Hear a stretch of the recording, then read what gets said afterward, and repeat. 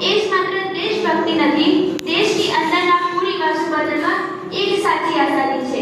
દેશને માત્ર નકશામાં ન જુઓ મિત્રો, દેશને માત્ર નકશામાં ન જુઓ, દરેક નાગરિકના ચહેરા પર સ્મિત લાવી એ જ છે સાચી આઝાદી. નમસ્કાર, મારું નામ પરમાર કનિષ્ઠા છે. હું ધોરણ 10 માં અભ્યાસ કરું છું. મારી શાળાનું નામ કેળવણી ટ્રસ્ટ વિદ્યાલય છે. આજના આ પાવન અવસરે સાચી આઝાદી શું છે તેના પર હું મારું વક્તવ્ય અહીં રજૂ કરું છું. આપણે બધા જ જાણીએ છીએ કે 15મી ઓગસ્ટ 1947 ના રોજ આપણો ભારત દેશ અંગ્રેજોની ગુલામીથી મુક્ત થયો. સમગ્ર ભારતમાં તિરંગાનો પરચમ લહેરાયો, જય હિન્દ જય ભારતના નારા લગાવવામાં આવ્યા. પરંતુ આટલા વર્ષો બાદ પણ મને કહેવાનું થાય કે શું આપણે ખરેખર આઝાદ છીએ? શું સાચી આઝાદી એટલે ખાલી રાષ્ટ્રધ્વજ લહેરાવવાનું નામ કે પછી રાષ્ટ્રગાન કે રાષ્ટ્રગીત ગાવાનું નામ છે? ના, સાચી આઝાદી એટલે ડરથી આઝાદી, ભેદભાવથી આઝાદી, અન્યાય સામે લડવાની નિડરતાની આઝાદી અને આપણા સપનાને પૂરા કરવાની આઝાદી. મનની વેલીઓ તોડીને આકાશ આંબવાનું નામ છે આઝાદી. બીજાના ઈશારો પર નહીં, ખુદના દમ પર જીવવાનું નામ છે આઝાદી.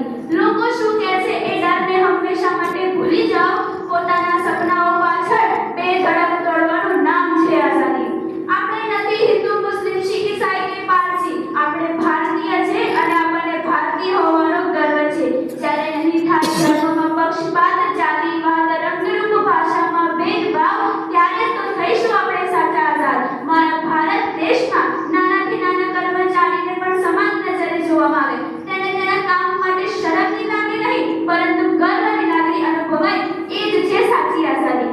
નાત જાતના વાળા તોડ્યા તોડ્યા રંગના ભેદ, નાત જાતના વાળા તોડ્યા તોડ્યા રંગના ભેદ, લોહીનો રંગ તો એક જ છે ને મિત્રો, પછી શા માટે આ મતભેદ? મારા ભારત દેશમાં દરેક વિદ્યાર્થીને સારી શિક્ષા મળે, સારી સુવિધા મળે, તેને શિક્ષા માટે પૈસાના ચક્રોળમાં ન ફસાવવું પડે, એ જ છે એક વિદ્યાર્થીની સાચી આઝાદી. એક વિદ્યાર્થીની સ્વતંત્રતા એટલે શું? એક વિદ્યાર્થીની સ્વતંત્રતા એટલે પરીક્ષાના માર્ક્સ, નિષ્ફળતા કે આ સમાજના ડર વિના પોતાના ગમતા ક્ષેત્રમાં આગળ વધવાની આઝાદી. તેની અંદર જેટલી ક્ષમતા રહેલી છે તે ક્ષમતા મુજબ તેનું ભવિષ્ય પસંદ કરવાની આઝાદી. જ્યારે આ બધી ગુલામીઓમાંથી એક વિદ્યાર્થી મુક્ત થશે ત્યારે જ તો વિદ્યાર્થીના ચહેરા પર ખુશીનો ભાવ જોવા આપણને મળશે. આપણે સવારથી લઈને સાંજ સુધી ટેકનોલોજી, સ્માર્ટફોનના, નોટિફિકેશનના અને સૌથી મોટો ડર કે ભાઈ લોકો શું કહે છે એના ગુલામ બની ગયા છે. આપણે સવારથી લઈને સાંજ સુધી વિદેશી એપ્સ, વિદેશી બ્રાન્ડ્સ, ચાઇનીઝ ગેજેટ્સના ગુલામ બની ગયા છે.